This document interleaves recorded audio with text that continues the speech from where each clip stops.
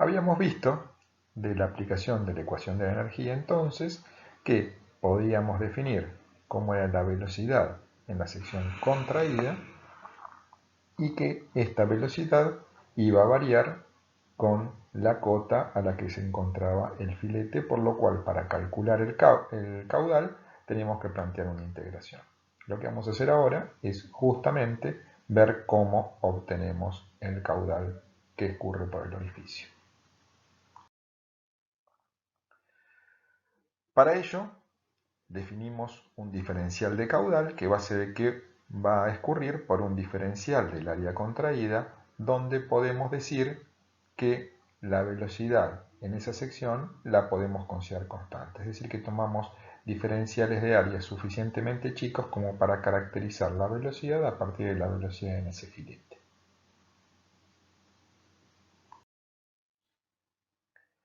Si vemos cómo caracterizamos el diferencial de área, uno tiene la vista del orificio, esto es una vista frontal. Acá estamos viendo vamos a caracterizar la distancia desde un determinado punto en la sección, una determinada profundidad, pero no a la superficie libre, sino a la línea de energía como h mayúscula. Recuerdan que h minúscula era la distancia a la superficie libre. H mayúscula va a ser la distancia a la línea de energía. Entonces, en una sección, si esta es la vista frontal, este sería un corte longitudinal de la sección contraída, donde podemos ver que hay una contracción del flujo. En la sección contraída, un diferencial de I en la sección contraída se va a corresponder con un diferencial de I en la sección del orificio.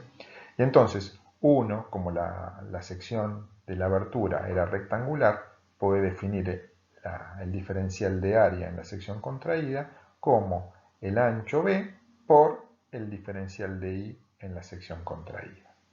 Entonces, cuando uno plantea este diferencial de caudal, lo puede expresar entonces como la velocidad en correspondencia con el filete característico para ese diferencial de área por B por el diferencial de I en la sección contraída.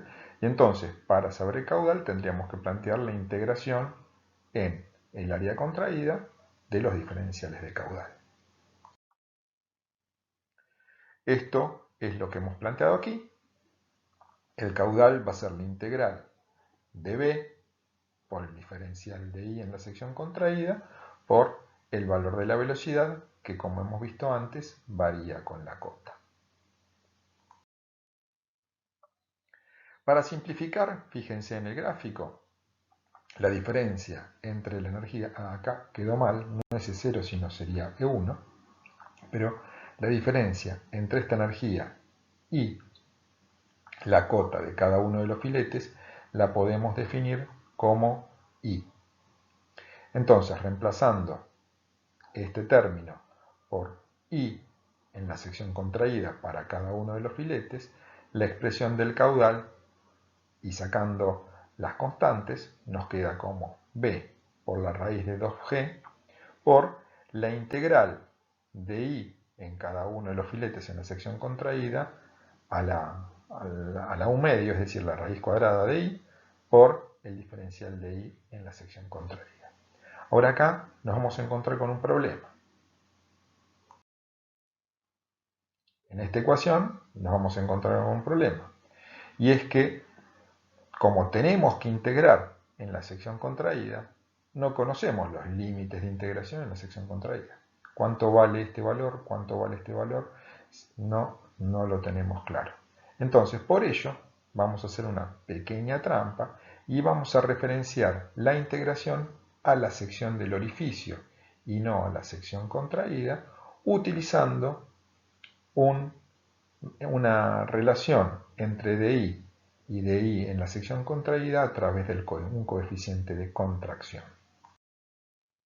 Entonces, si consideramos que el diferencial de I en la sección contraída es igual a un coeficiente de contracción por el diferencial de I y asumimos que todos los filetes se van a contraer en la misma proporción, una hipótesis que dentro de todo es válida, o sea, el coeficiente de contracción es constante para cada uno de los diferenciales de I, podemos llegar a expresar la ecuación del caudal de la siguiente manera.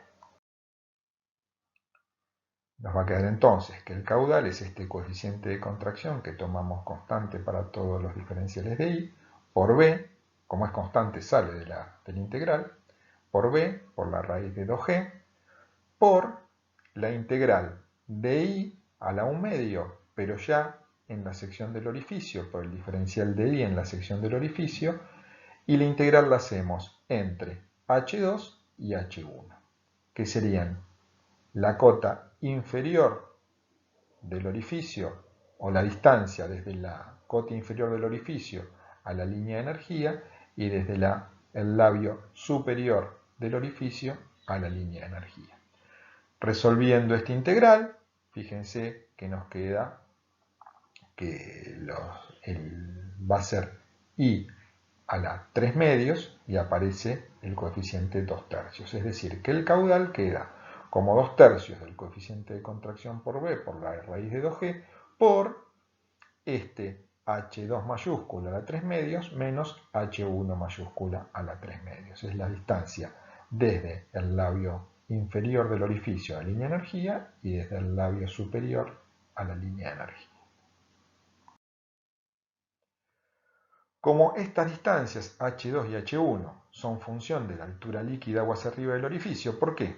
Porque H mayúscula era H, o sea, la distancia desde uno de los determinados labios a la superficie libre, más el término de energía cinética.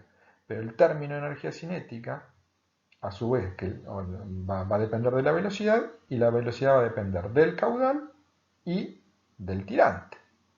Entonces, como H2 y H1 son función de la altura líquida aguas arriba del orificio, entonces esta ecuación de acá expresa una relación biunívoca entre H y Q, es decir, que define una ley HQ. Y esta ley HQ no tiene ninguna limitación respecto del tamaño del orificio. Entonces, esta es la ecuación de orificios de gran altura respecto de la carga. Es decir, para cualquier tipo de orificios, ya sea grande, chico o lo que sea, esta ecuación es válida.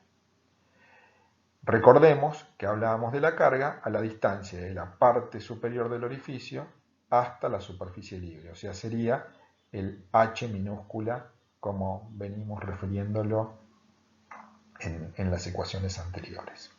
Ahora, por ejemplo, ¿por qué uno dice que puede tener una ley HQ definida a través de esta ecuación? Bueno, uno puede, para un determinado valor de H, puede resolverse por iteración arrancando con H1 suponiéndolo aproximadamente igual a 0. Entonces uno supone H1 igual a 0, entonces acá en lugar de H mayúscula nos va a quedar H minúscula. Obtenemos la relación una vez que tenemos el caudal. Como sabemos el tirante y el caudal, podemos calcular la velocidad, corregimos acá y a través de un proceso iterativo rápido nos va a quedar definida la relación entre el caudal y el tirante aguas arriba.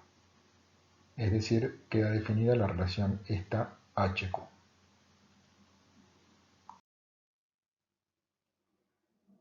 Ahora, en esta ecuación, fíjense que nosotros la obtuvimos con una única hipótesis, no la hipótesis respecto de la altura del orificio respecto de la carga, si era grande o chica, sino de suponer que despreciábamos las pérdidas de energía y de suponer que la velocidad en la sección aguas arriba era uniforme.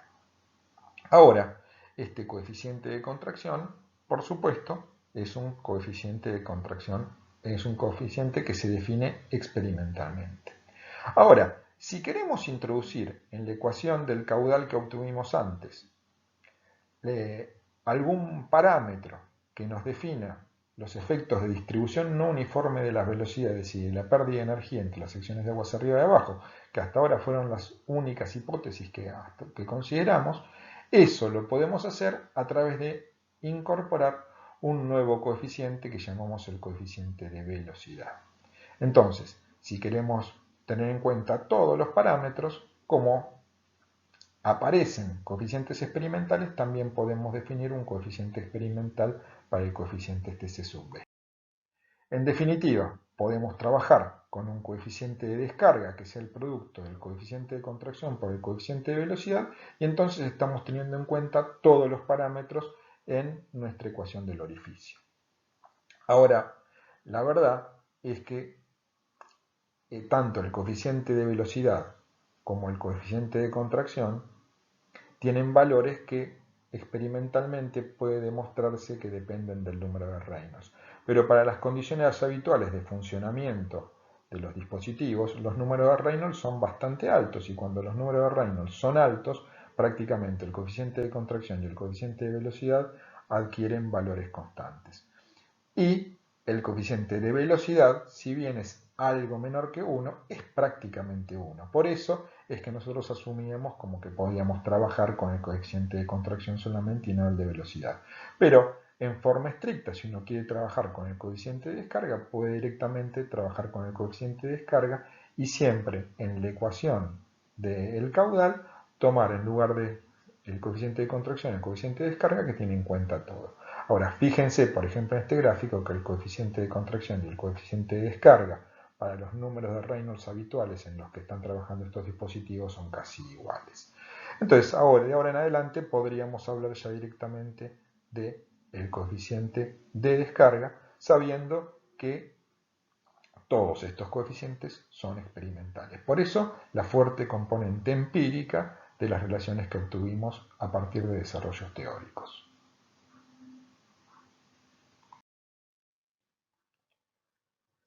Veamos ahora un caso particular, que es el orificio de pequeña altura respecto de la carga.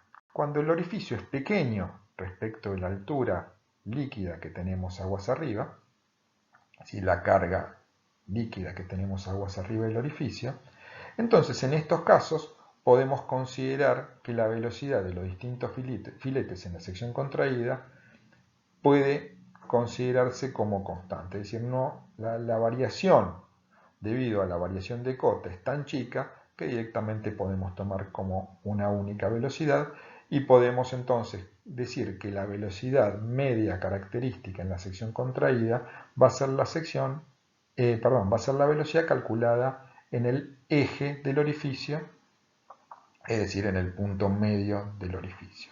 Tomamos la altura o la carga característica en correspondencia con el centro del orificio, y con él calculamos la velocidad de la salida y decimos que esta va a ser aproximadamente la velocidad media. Entonces, a partir de la ecuación general que habíamos obtenido, decimos, bueno, vamos a trabajar con una velocidad media tomando la cota z sub c que corresponde al centro del orificio. Y podemos decir entonces que esta velocidad va a ser igual a la raíz de 2g por i, siendo i la diferencia entre la energía y la cota del centro del orificio. Una cuestión característica es que si la velocidad de llegada es despreciable, fíjense que si el orificio incluso es chico, el caudal va a ser bajo, con lo cual la velocidad de aproximación es razonable que se considere despreciable en una situación como esta. En lugar de quedarnos que la velocidad a la salida del orificio va a ser la raíz de 2g por i, va a ser lo mismo que decir que la velocidad a la salida en la sección contraída va a ser la raíz de 2g por h. Recordemos que h con respecto a i variaban en el término de la energía cinética, y siendo tan baja la energía cinética, I y h van a ser, o sea, I, la distancia de línea de energía, y h, la distancia a la superficie libre, van a ser prácticamente iguales.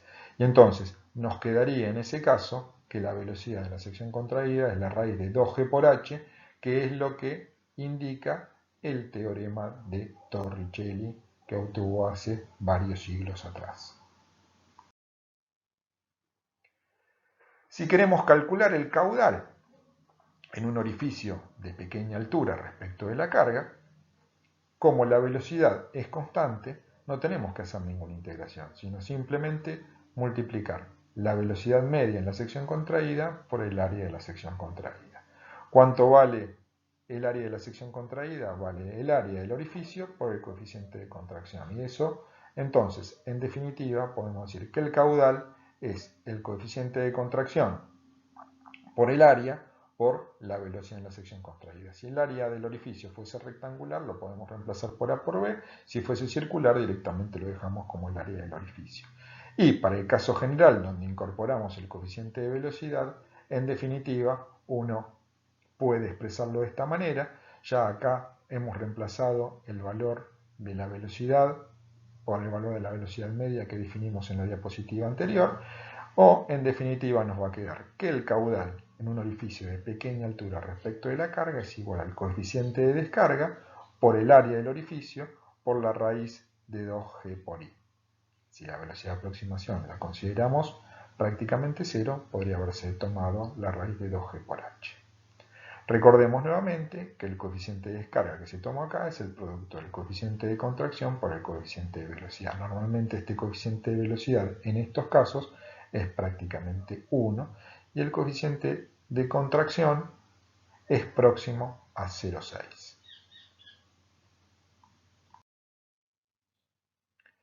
Ahora, ese coeficiente de contracción próximo a 0,6 se tiene cuando uno puede asumir que la contracción es perfecta.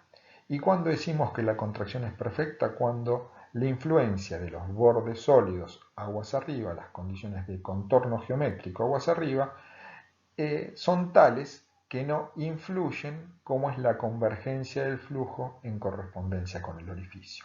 Es decir, por ejemplo acá, veamos, interpretemos esto a través del planteo de la red de corriente en correspondencia con el fondo.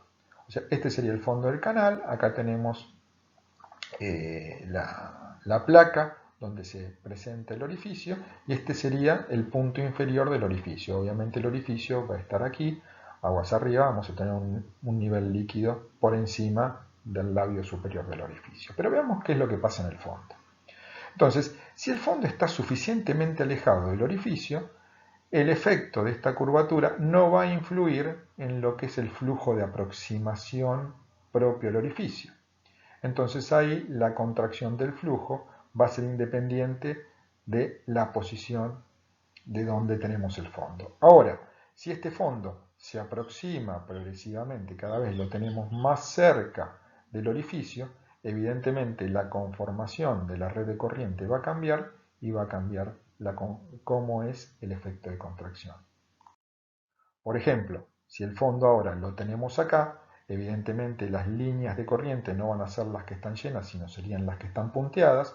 Cambia la configuración de la red de corriente y por supuesto cambia la configuración de cómo es la sección contraída aguas abajo del orificio. Fíjense que a medida que el fondo se va acercando al orificio, cada vez la contracción es menor, o sea que el coeficiente de contracción va a ser más grande cuando el fondo está cerca del orificio que cuando el fondo está lejos del orificio. Cuando no tenemos influencia de los contornos sólidos, entonces decíamos que la contracción era perfecta. Cuando empiezan a tener influencia los contornos sólidos en cómo es el efecto de contracción, decimos que la contracción es imperfecta. Para que la contracción sea perfecta, normalmente se ha demostrado experimentalmente que el orificio tiene que estar a 3 veces, por lo menos, de los contornos sólidos del fondo y laterales, siendo A la dimensión menor del orificio. Y también que tiene que estar a una profundidad mayor a 1,5 veces la dimensión menor del orificio. En esas condiciones tenemos contracción perfecta. Si no se cumplen esas condiciones, empiezan a tener influencia los contornos, la contracción es imperfecta y hay una serie de ecuaciones, hay un montón de ecuaciones, obviamente empíricas, que nos permiten caracterizar cómo es el coeficiente de contracción. Por supuesto, el coeficiente de contracción cuando es imperfecto va a ser mayor que el coeficiente de contracción correspondiente a la condición perfecta. Por eso, fíjense por ejemplo acá, una ecuación empírica va a ser 1 más un determinado valor porque la contracción es menor y el coeficiente de contracción entonces es mayor. Es decir, que cuando la contracción es imperfecta, la descarga por el orificio va a incrementarse. El caso límite de contracción imperfecta sería cuando ya directamente el orificio está en contacto con uno de los laterales o con el fondo. Y entonces en ese caso hay una contracción que puede ser parcialmente suprimida, ¿sí? Entonces, también para los casos donde hay una contracción suprimida de alguna de las aristas del orificio, hay ecuaciones que nos permiten incrementar el coeficiente de contracción respecto al que se tendría para la contracción perfecta. Acá les planteo algunos ejemplos. Por ejemplo, en un orificio ubicado en la posición 1, la contracción va a ser completa y perfecta. En cambio, si está en la posición 2 o en la 3, la contracción, si bien va a ser completa, es decir, que hay contracción en las 4 aristas de esta sección rectangular, se tiene contracción sí, pero en esta la contracción de fondo va a ser imperfecta y en esta la contracción lateral va a ser imperfecta.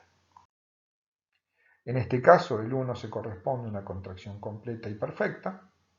En cambio, la 2, la 3 y la 4 tienen contracciones que están suprimidas. Por ejemplo, en la 2 tiene una contracción lateral suprimida, la 3 una contracción de la arista de fondo suprimida, y en la 4 va a ser una contracción lateral y de fondo suprimida.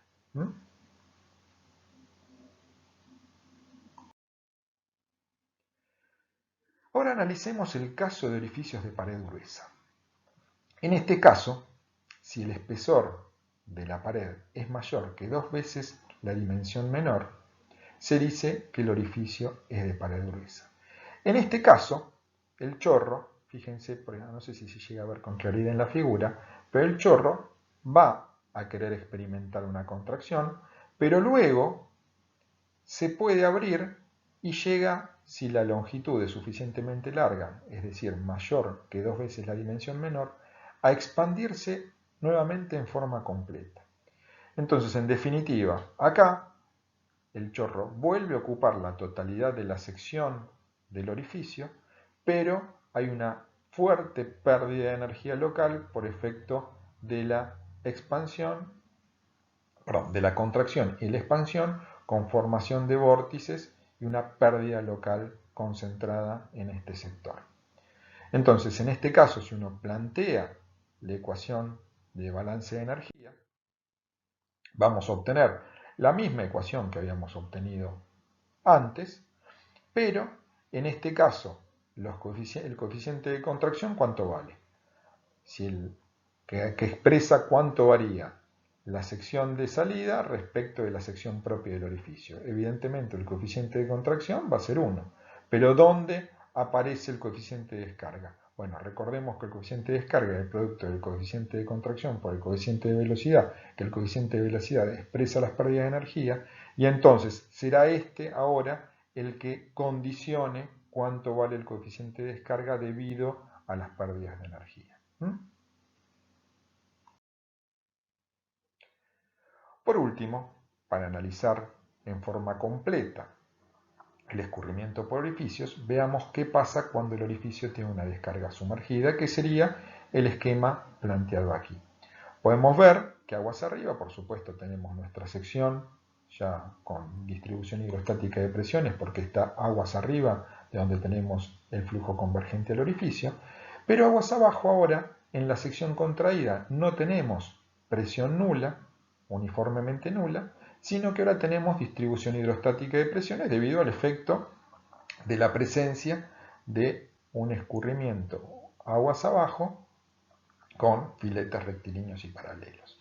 Entonces, en este caso, tenemos distribución de presiones distribución hidrostática de presiones aguas arriba, distribución hidrostática de presiones aguas abajo, y podríamos plantear entonces el balance de energía entre 1 y 2 entre dos filetes entre un filete en correspondencia con la sección 1 y con la sección 2.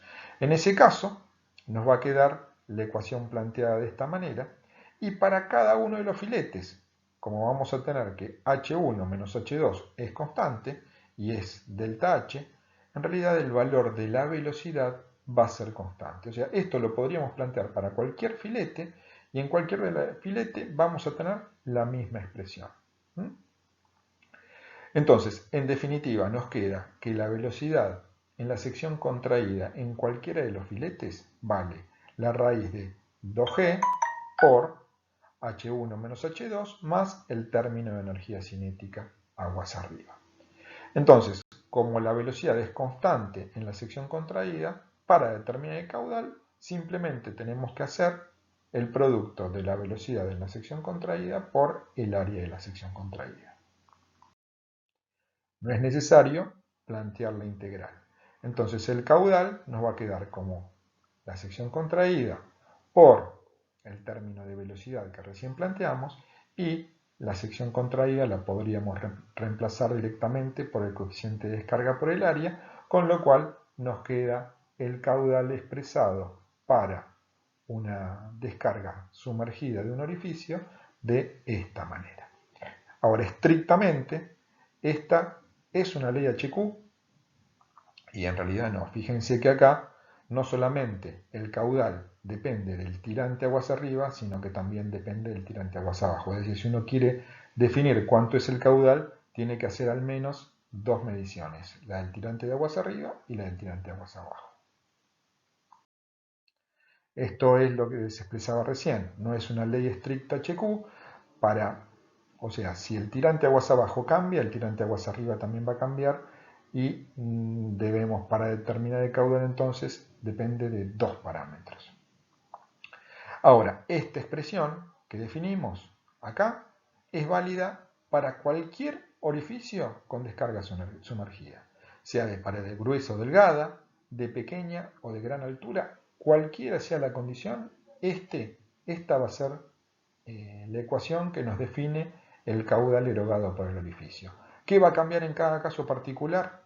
Cuánto vale el coeficiente de descarga, que como vimos es este coeficiente empírico que es necesario conocer para las distintas condiciones de funcionamiento.